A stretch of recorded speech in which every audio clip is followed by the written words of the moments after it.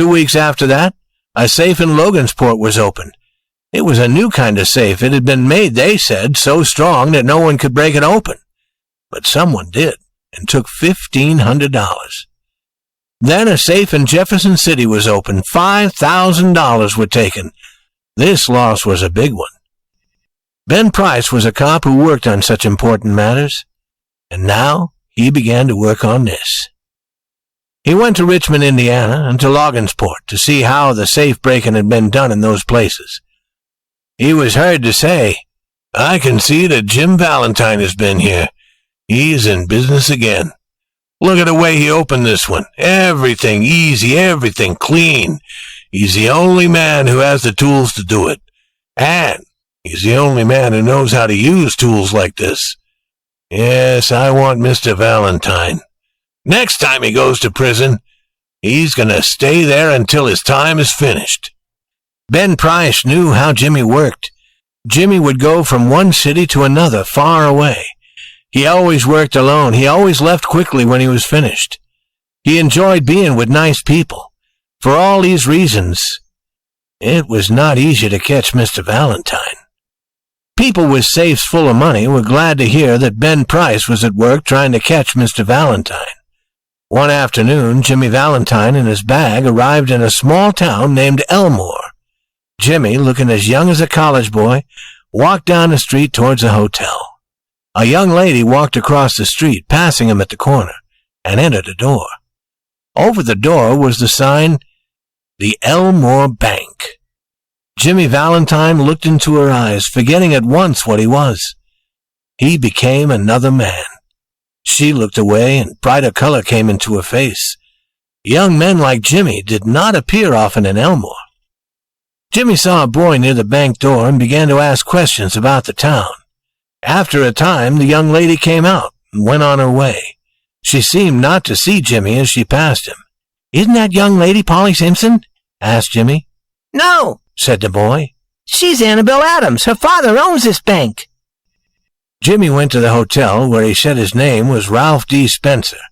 He got a room there. He told the hotel man that he had come to Elmore to go into business. How was the shoe business? Was there already a good shoe shop? The man thought that Jimmy's clothes and manners were fine. He was happy to talk to him. Yes, Elmore needed a good shoe shop. There was no shop that sold just shoes. Shoes were sold in the big shops that sold everything. All business in Elmore was good. He hoped Mr. Spencer would decide to stay in Elmore. It was a pleasant town to live in, and the people were friendly. Mr. Spencer said that he would stay in town a few days and learn something about it. No, he said he himself would carry his bag up to the room.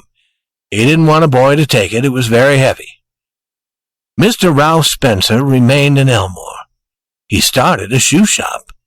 Business was good. Also, he made many friends, and he was successful with the wish of his heart. He met Annabelle Adams. He liked her better every day. At the end of a year, everyone in Elmore liked Mr. Ralph Spencer. His shoe shop was doing very good business, and he and Annabelle were going to be married in 2 weeks. Mr. Adams, the small-town banker, liked Spencer. Annabelle was very proud of him. He seemed already to belong to the Adams family. One day, Jimmy sat down in his room to write this letter, which he sent to one of his old friends. "Dear old friend, I want you to meet me at Sullivan's place next week on the evening of the 10th. I want to give you my tools.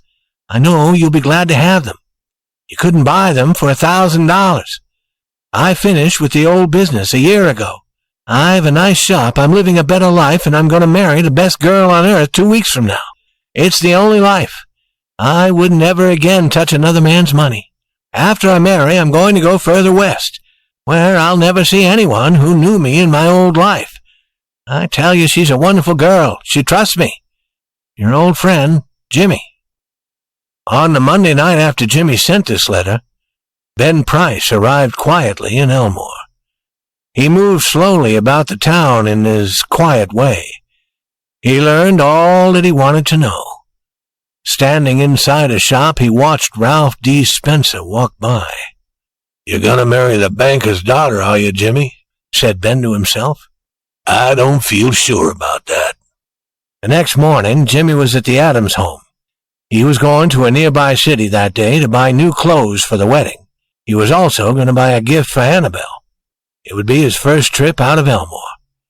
It was more than a year now since he had done any safe breaking.